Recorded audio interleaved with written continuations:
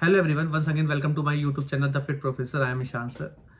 और स्टूडेंट्स, मेरा ये video class specifically class 12th के लिए है, क्योंकि अभी फरवरी में 12th के एग्जाम आने वाले हैं।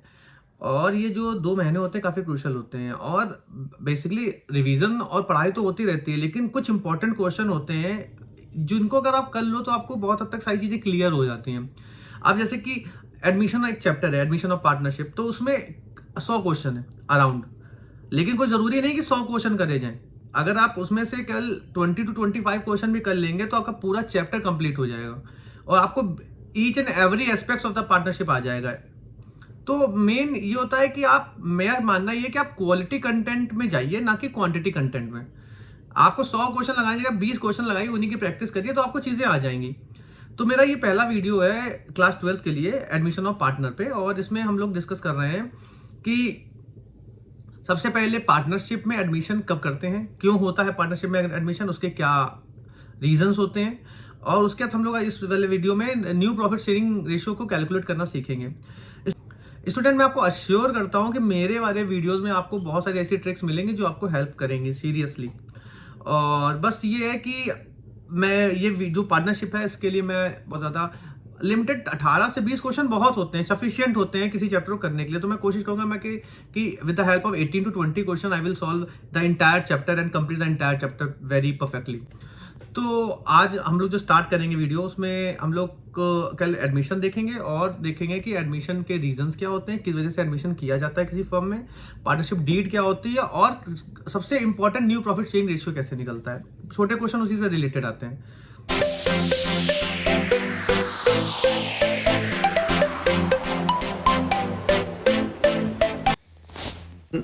तो चलिए नई पीपीटी स्टार्ट करते हैं।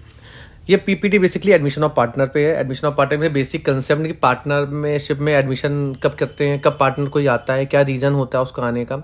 और मेरा मानना है कि क्लास 12th में आप लोगों को instead of quantity content quality content पे फोकस करना चाहिए, ताकि आपको सारी चीज़ें क्लियर हो जाएं। सारी चीज़ें क्लियर हो जाएंगी तो क्वेश्चन अपने आप लगने लगेंगे। तो चलिए ये पीपीटी स्टार्ट करते हैं।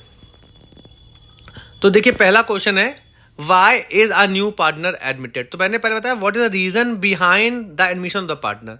तो कुछ रीजन होते हैं, उसमें क्या है, पार्टनर को हम एडमिट करते हैं तो उसके लिए कोई बेसिक रिक्वायरमेंट होगी ना, तभी तो एडमिट करेंगे। तो या तो हमें फर्म के लिए और पैसा चाहिए, तुमने किसी पार्टनर को एडमिट कर लिया, या जो नया पार्टनर आ रहा है उसके पास कोई टेक्निकल नॉलेज है मैनेजरियल असिस्टेंस के लिए। मान लो जैसे सपोज 2 पार्टनर ऑलरेडी थे, तीसरा पार्टनर एक सीए है। अब हम सीए को इसलिए पार्टनरशिप में ले रहे हैं ताकि जो भी कंप्लाइंसेज होंगे वो आसानी से बता देगा, जब वो पार्टनर होगा तो ध्यान देगा काफी, तो उससे हमें इसका एडवांटेज मिलेगा। तो इसे क्या होगा, new partner can be admitted when the firm require additional capital, managerial और टेक्निकल असिस्टेंस, और बोथ। दूसरा क्वेश्चन है, how can a new partner be admitted. कैसे पार्टनर, देखिए पार्टनर को एडमिट करने के लिए सारे पार्टनर यूनैनिमस वो परमिट करने चाहिए, सारे पार्टनर अग्री होने चाहिए। अगर कोई भी नहीं अग्री है तो पार्टनरशिप में पार्टनर एडमिट नहीं किया जा सकता है। तो लिखा, partner can be admitted only with the unanimous agreement of existing partners unless stated otherwise in the partnership deed. अच्छा, जो नया पार्टनर आएगा उसके पास क्या राइट्स होंगे, तो 2 main rights acquired bye newly admitted partner. कौन सा होगा, अब तो वो भाई जब वो पार्टनर बन गया है तो जो फर्म की प्रॉपर्टी है वो उसके लिए भी, वो भी उसको भी उसका भी उसमें शेयर हो जाएगा। और दूसरा क्या, अगर प्रॉफिट बिजनेस में होगा या लॉस होगा तो उसको शेयर करने का भी राइट है। नेक्स्ट है, what does a new partner bring acquire these rights. जो पार्टनरशिप पे जब एक बार पार्टनर, सपोज कोई बिजनेस है जो 2-4 लोग 5-10 साल से चला रहे हैं, अब उसमें नया पार्टनर लाया गया। तो जब नया पार्टनर लाया गया तो अब सोचो 10 साल से बिजनेस चल रहा है, तो 10 साल उन्होंने कितना स्ट्रगल किया होगा। आज नया पार्टनर आ रहा है तो उसको एडवांटेज मिल रहा है, अल्टीमेटली नया पार्टनर को पका पकाया सारा काम मिल रहा है, तो उसके बदले वो उसको राइट भी मिल रहा है, प्रॉपर्टी जो भी है आज, तो उसके बदले वो कुछ लेके आता है फर्म के लिए। फर्म के लिए क्या लेके आता है, अगर उसको फर्म में पार्टनरशिप करनी है तो वो 2 चीजें लेके आता है। एक तो लेके आता है अपने पोर्शन की कैपिटल, कि वो कितने कैपिटल लेके आया है धंधे में, ठीक है ना। ये कैश में हो सकता है, काइंड में हो सकता है। और एक होता है प्रीमियम फॉर गुडविल। अब जो 10 साल से वो धंधा चला रहे हैं, उन्होंने उस धंधे को छोटे से बड़ा कर लिया, इतना अच्छे लेवल पे ले आए। अब आप आज उस बिजनेस में आ रहे हो, तो वो 10 साल तक चला रहे थे, उन्होंने 10 साल स्ट्रगल किया, तो उनका बनता है कुछ पैसा एक्स्ट्रा लेना क्योंकि उन्होंने आज जहां पे बिजनेस खड़ा है वो इनिशियली स्टार्टिंग के टाइम पे नहीं होगा। आज आपको सेटअप बिजनेस मिल रहा है तो उनके कुछ गुडविल का प्रपोर्शन होगा, तो वो भी आपको लाओगे। तो आप दो चीजें लेके आओगे, एक तो अपने अमाउंट की कैपिटल और दूसरी प्रीमियम फॉर गुडविल। ये कैश में आ सकती है और काइंड में भी आ सकती है। Why is the new partner required to bring a premium? देखिए वही चीज हम अब जो आपको बताने जा रहे हैं वही है। The premium compensate existing partner for loss of their share in the firm super profit. It represent the sacrifice of profit by the existing partner. दो पार्टनर थे, अब दोनों पार्टनर मिलके अपना एक, मान लो एक पिज्जा में पहले 2 लोग खा रहे थे, अब 3 लोग खाएंगे, तो ऑटोमेटिकली दोनों जो पार्टनर होंगे वो अपना अपना जो शेयर है वो शेयर अब आपके सेक्रीफाइस करेंगे ना, अपना कॉम्प्रोमाइज करेंगे, तभी तो आपको वो हिस्सा मिलेगा। तो वो जो हिस्सा अपना कॉम्प्रोमाइज करते हैं वो हिस्सा आपको अक्वायर करने के लिए उनको कुछ प्रपोर्शन देना पड़ता है, वो होता है प्रीमियम फॉर गुडविल या गुडविल या प्रीमियम। नेक्स्ट है न्यू प्रॉफिट शेयरिंग रेशियो और सैक्रिफाइसिंग रेशियो। जब देखो, जब सपोज 2 पार्टनर थे तो रेशियो 50-50 था, अब एक नया बंदा आ गया तो अब अगर रेशियो होगा तो 1/3 तीनों का होगा, 33%। तो आप ये समझ लो कि जब नया कोई पार्टनर आता है तो जो पुराना रेशियो होता है फिर वो खत्म हो जाता है, क्योंकि अब नया एग्रीमेंट बनेगा, नया रेशियो बनेगा। तो जब कोई नया पार्टनर आएगा तो एक पार्टनरशिप डीड होती है। पार्टनरशिप डीड वो होती है जिसमें सारे टर्म्स एंड कंडीशन पार्टनर्स की लिखी होती हैं कि कौन पार्टनर को कितना शेयर मिल रहा है, उनके राइट्स क्या हैं, उनकी ड्यूटीज क्या हैं, उनकी रिस्पॉन्सिबिलिटीज क्या हैं, वो कैपिटल कितनी कंट्रीब्यूट कर रहे हैं, प्रॉफिट शेयरिंग रेशियो क्या, इंटरेस्ट ऑन लोन क्या है, इंटरेस्ट ऑन ड्राइंग का क्या रेट चलेगा, ये सारी चीज़ें। तो वो अग्रीमेंट हर बार जब कोई नया पार्टनर आएगा या कोई पुराना जाएगा तो चेंज करना पड़ेगा, तो वो डीड चेंज होती है। तो उस डीड में आप ये समझ लो जब भी कोई नया पार्टनर और पुराना पार्टनर में कोई भी आया जाएगा तो आपका प्रॉफिट शेयरिंग रेशियो बदल जाएगा और फिर उसके बाद आपका नया प्रॉफिट शेयरिंग रेशियो बदलेगा। तो जो नया प्रॉफिट शेयरिंग रेशियो आएगा उसको न्यू प्रॉफिट शेयरिंग रेशियो कहते हैं। सैक्रिफाइसिंग क्या होता है? अब जैसे कि हमने पहले बताया कि पहले एक पिज्जा में 2 लोग खा रहे थे, अब एक पिज्जा में 3 लोग खाएंगे, तो अल्टीमेटली किसने सैक्रिफाइस किया? पुराने वाले लोगों ने, क्योंकि नया वाले को तो हिस्सा दे रहे हैं तो वो अपने पास से काट के तो दे रहे हैं, तो वो सैक्रिफाइसिंग रेशियो होता है। इसको हम आगे डिस्कस करेंगे बहुत ही सिंपल लैंग्वेज में। चलिए आगे चलते हैं। तो चलिए सबसे पहले तो मैं आज आपको new profit sharing ratio calculate करना बताता हूँ, बहुत ही सिंपल तरीके से, मतलब इतना सिंपल कि आपको देखते ही आ जाना चाहिए। तो क्वेश्चन है, suppose A and B were partners sharing profit in the ratio of 21:9. C was admitted for 9/21 share in the profit. मतलब C, A और B 2 पार्टनर थे जो पहले C के आने से पहले 21:9 के रेशियो से बियर कर रहे थे। तो इसको जो लोग फ्रैक्शन रेशियो समझते हैं तो उन्हें पता है कि 21:9 का मतलब होता है कि A ले रहा था 21 अपॉन दोनों का टोटल, तो कितना हो गया 21 + 9 30।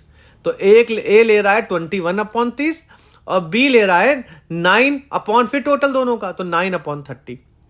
तो A का पुराना शेयर था 21/30 और B का पुराना शेयर था 9/30। अब आ गया C और C ले रहा है 9/21। ठीक है ना? अब कौन बियर करेगा? वही पुराने वाले बियर करेंगे, A और B। तो अब कैसे निकाला जाएगा? सिंपल सी चीज है बेटा, मानो पूरा शेयर 1 है और अब C आ गया 9/21 के लिए, तो पहले तो हम C को दे के बचा हुआ शेयर निकाल लेंगे। तो रिमेनिंग शेयर कितना आ गया? 1 - 9/21। जब हमने इसको माइनस किया 9/21 को फ्रैक्शन करके सॉल्व करके तो आया 12/21। अब 12/21 में A और B अब शेयर करेंगे। तो 12/21 में A का कितना था पहले? 21/30, कैंसिल कर दिया, आ गया 12/30। B का कितना था? 9/30। तो वही जो रिमेनिंग शेयर था 12/21 उसमें इंटू 9/30 कर देंगे, तो आ गया 6/35। और अब पहले 2 लोग थे रेशियो में, अब 3 लोग हो जाएंगे, तो A B C। तो C का कितना था? C कितने के लिए? 9/21। अब तीनों का न्यू प्रॉफिट शेयरिंग रेशियो निकाल लेंगे। अब A का नया आया 12/30, B का नया आया 6/35 और C का 9/21 जो जिसके लिए वो आया था। इसको लेके डिनोमिनेटर में रेशियो निकाल लेंगे। जब रेशियो निकाल लेंगे तो आपका रेशियो आ जाएगा 42:18:45। जहां तक रिड्यूस हो सके रिड्यूस कर दीजिएगा, आपका आंसर आ जाएगा। जब रिड्यूस करेंगे 14:6:15। कुछ नहीं है, पहले ओल्ड रेशियो जो दे रखा है उसको लिखा है 21:9, फिर ओल्ड हिस्सा निकाल लेंगे तो जब भी रेशियो निकाला जाता है तो दोनों का टोटल करके डिनोमिनेटर में लिखा जाता है। तो ये हो गया 21/30 और दूसरा का हो गया 9/30। अब सी आया है 9/21 के लिए। अब ये नहीं पता कि ए से कितना लिया है, बी से कितना लिया है, यानी इसका मतलब उसने पूरे से लिया है। तो जब पूरे से लिया है तो 1 - 9/21 कर देंगे, जो बचेगा जब फ्रैक्शन को सॉल्व करेंगे तो 12/21 आ गया। 12/21 में ए का जो शेयर है उससे उसका मल्टीप्लाई कर देंगे, बी का जो शेयर है उससे उसको मल्टीप्लाई कर देंगे, तो ए बी के भी नए आ जाएंगे, बस उनको रिड्यूस कर देंगे और आपका आंसर आ जाएगा। चलिए दूसरा क्वेश्चन देखते हैं। देखिए बेटा, ये क्वेश्चन बहुत इंपॉर्टेंट है। लिखा है A and B are partner in a firm sharing profit and loss in the ratio of 3:2। C is admitted for 1/5 share in profit of the firm. क्या रखा है, calculate new profit sharing ratio if A, पहला case है, C gets his share equally from A and B. अब देखिए ए और B दो partner थे, ए और बी का रेशियो था 3:2, तो पहले इनका निकाल दो। तो बताया था ना कि 3 दोनों का जोड़ देंगे तो 3/5 हो गया, और बी 2, और फिर रेशियो में डिनोमिनेटर में दोनों का जोड़ देंगे तो 2/5।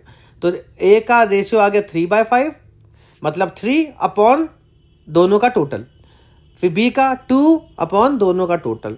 तो ये आ गया ओल्ड रेशियो ए और बी के। अब सी कितने के लिए आया है, C is admitted for 1/5 share in the profit. अब सी आया है 1/5 शेयर के लिए, यानी 1/5 शेयर के लिए अब सी आया है, और उन्होंने साफ साफ दे दिया है केस में कि सी का जो 1/5 आया है वो दोनों ने आधा आधा दिया। तो 1/5 का आधा कितना होगा पता है, 1/5 का आधा कर दो, जैसे 10 का आधा करोगे तो क्या होगा 10/2। तो 1/5 का जब आधा करोगे तो 1/5 इंटू 1/2 कर दोगे तो आ जाएगा 1/10, यानी सी ए से भी 1/10 लेगा और बी से 1/10 लेगा, क्योंकि लिखा है ना it get equally from A and B. तो 1/10 जो ए का शेयर था 3/5, उससे 1/10 माइनस कर दो तो ए का नया आ जाएगा। बी का शेयर था 2/5, इससे 1/10 माइनस कर दो, उसका आ जाएगा 3/10। और सी का तो भाई जो नया बंदा है वो उसका तो वही शेयर है। तीनों को लिख लिया, रेशियो आ गया 5/10, रेशियो 3/10, रेशियो 1/5। डिनोमिनेटर इक्वल कर लें जैसे फ्रैक्शन सॉल्व किए जाते हैं, तो यहां पे हो जाएगा 5:3:2। आंसर आ गया। नेक्स्ट पे आते हैं। अब क्वेश्चन यही है, A and B are the partner in a firm sharing ratio in the ratio of 3:2। C is admitted for 1/5 share in the profit. Calculate new profit sharing ratio if C gets equally, ये हम लोग already कर चुके हैं। अब case है B में क्या है, C gets its share from A and B in 2:1। अब सी कितने शेयर के लिए आया, 1/5 के लिए। फ्रॉम लगा है, सीधे सीधे माइनस कर देना बाद में। तो पहले तो सी का शेयर 1/5 था, उसके दो हिस्से कर लो, एक 2:1 में बांटेंगे ना, तो एक 2/3 हो जाएगा, एक 1/3 हो जाएगा। तो जो 1/5 का 2/3 होगा वो बोलेगा ए से, क्योंकि लिखा है ए से और बी से 2:1 में लेगा। तो 2 वाला हो गया ए से, बी वाला हो गया 1 वाला हो गया बी से, तो ए का हो गया 2/3।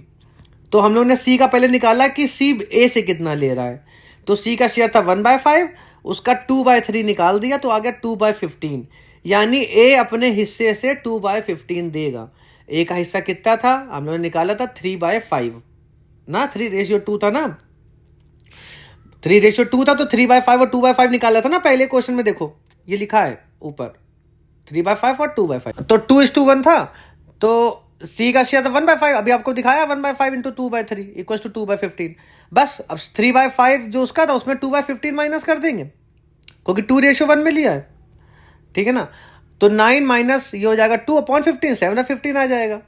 अब सी ने बी से कितना लिया, सी का शेयर था 1/5, बी का रेशियो क्या है 1/3, निकाल दिया, 1/15 आ गया। 1/15 को बी का जो पुराना हिस्सा था 2/5, उससे माइनस कर देंगे, तो एलसीएम आएगा 6 - 1/15, 5/15, और सी का तो वही का वही रहेगा, तो रेशियो आ जाएगा 7:5:1। अब डी केस क्या है, C gets it from A as 3/20 and 1/20 from B. जब फ्रॉम लिखा हो सीधे सीधे शेयर से माइनस कर दो। अब देखो सी ए का पुराना रेशियो क्या था 3/5, बी का पुराना रेशियो क्या था 2/5। अब 3/5 से सी ने 3/20 लिया ए से, तो 3/5 से 3/20 माइनस कर दिया, एलसीएम 20 आ गया। 5 4 ज़ा 20, 4 3 ज़ा 12, 12 माइनस 3 9/20 आ गया। बी का 2/5 था, माइनस 1/20 कर दिया, ये हो गया आपका 20। 8 माइनस 1 आ गया 7/20। सी का कितना हो गया भैया, दोनों को जोड़ लो, 3/20 और 1/20, क्योंकि वो दोनों से, एक से 3/20 ले रहा है, एक से 1/20 ले रहा, तो दोनों को जोड़ दो तो हो जाएगा तो हाँ 1/5। जब 1/5 हो जाएगा तो ये तुम्हारा उसका रेशियो आ जाएगा। न्यू रेशियो निकालने के लिए एक का 9/20 था, एक का 7/20 था, एक बार 1/5 था, रेशियो निकाल लेंगे एलसीएम लेके, 9:7:4 आ जाएगा। अब डी केस कह रहा है C gets it Holi from ए। अब ए से पूरा ले रहा है, सी कितने शेयर के लिए आया 1/5, ए का ओल्ड शेयर कितना है 2/5, 3/5 और 2/5। अब उसने ए से पूरा लिया तो 3/5 में से 1/5 ले लिया उसने, बचा 2/5। बी से कुछ लिया नहीं तो बी का वही रह जाएगा, और सी का हो जाएगा 1/5। न्यू पीएसआर आ जाएगा 2/5, रेशियो 2/5, रेशियो 1/5, यानी 2:2:1। अब अगर यही केस हो जाता है कि अगर मान लो सी पूरा शेयर बी से ले रहा होता तो ए का फिर 3/5 पूरा सेम रहता, बी का जो 2/5 था उससे 1/5 माइनस हो जाता, और सी का तो 1/5 है, तो ये रेशियो तुम्हारा 3:1:1 हो जाता। आई होप आपको ये चीज़ समझ में आई होगी। अगर आपको मेरा वीडियो अच्छा लगा हो तो इसको प्लीज़ लाइक शेयर और सब्सक्राइब करें। ऐसे ही और वीडियो के लिए इस चैनल को सब्सक्राइब करें। Thank you. ऐसे और वीडियो के लिए मेरे चैनल को सब्सक्राइब करें। Thank you.